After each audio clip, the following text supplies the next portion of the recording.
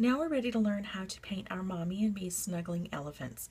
Now for this lesson, I decided not to video me tracing the pattern onto the Yupo. We've covered it a few times in all the prior lessons, and I know we've also covered the masking in quite a few of the lessons, but I did want to show you my pattern before I mask it.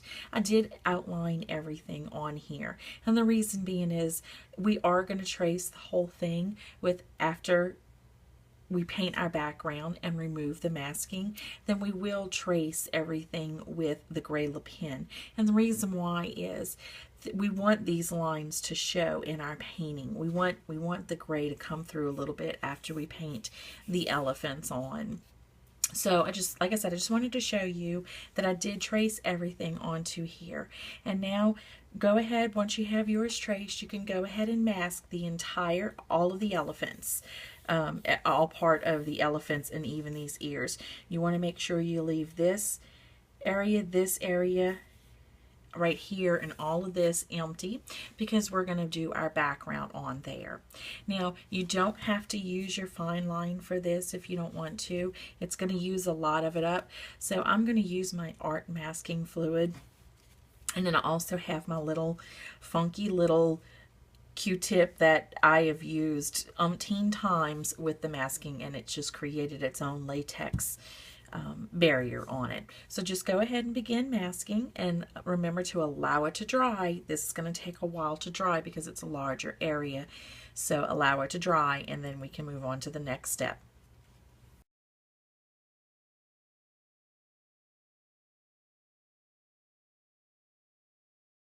Now that our masking is dry for our elephants, we're ready to go ahead and start working on our background. Now for my background, I chose 3 colors, and those are the pink sherbet, the purple twilight, and the butterscotch. Now a while back I had painted an elephant painting, and I used the color combination on these and I really loved it, but unfortunately we had some issues with the video, so I have to redo it. But this is what the colors look like together. And they will be a lot brighter on the paper. That just took a lot of blending with the alcohol to lighten it up. Now this is, the colors in here are the stone washed and slate, and we will mix those together for our elephant unless you choose a different color. So with that being said, we're ready to go ahead and begin painting our elephants. The background. So what I'm going to do is I'm going to dip my brush in alcohol, and like I'd mentioned before, we're just going to wash it over the background, the Yupo, just to moisten it up a little bit. Like I said before, I find that it helps the inks guide a little easier. And you don't have to do this, not everybody does, but it's just what I like to do when I'm working on my backgrounds. Now I'm just going to put the inks down and just work them until I'm happy with it. I'm not going to add a whole lot of purple because it will be a very vibrant color. It's going to be too dark, or I find that it's going to be too dark when you blend them together and when you paint your elephants. So, and then as far as the butterscotch, I'm only going to put a little bit.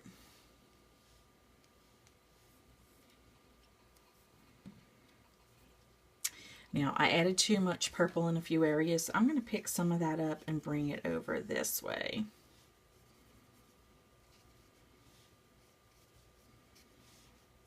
Okay, so just start blending it all in until you're happy.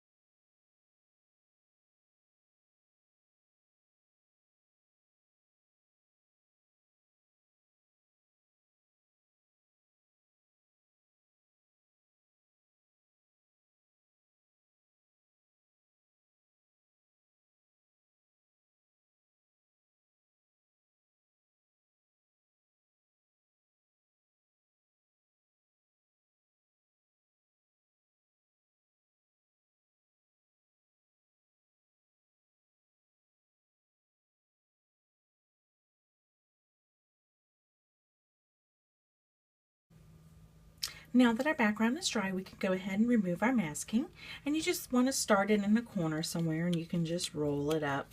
You don't have to use the eraser. There's a certain eraser that some people use. You don't have to use that. I always just use my finger.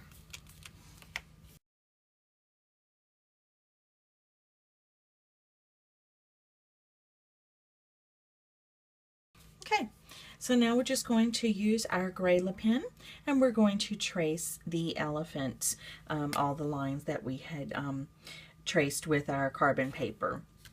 And you're going to allow it to dry for a few minutes before we start painting the elephants.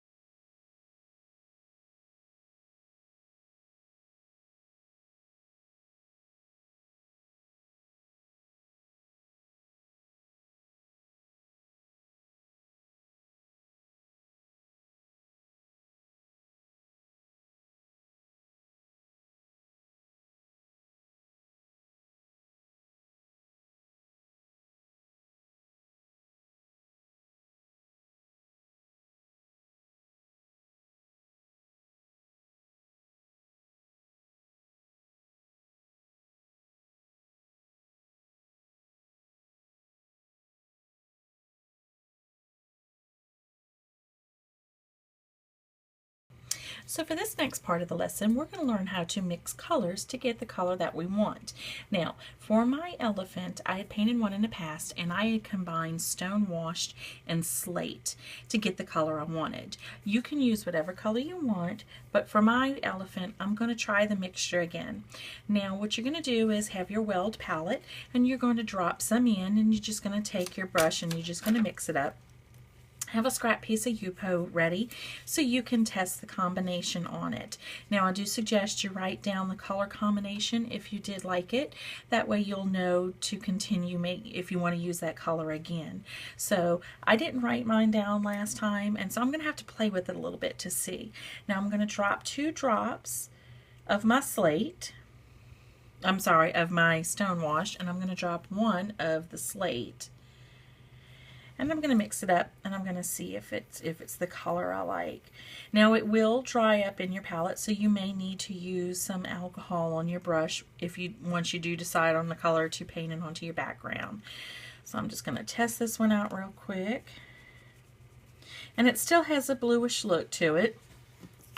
And I do like that look anyway, but just put it up against your background to see if it's what you want or not. I'm going to play with it a little more. I'm going to put another drop of slate in and see how that does.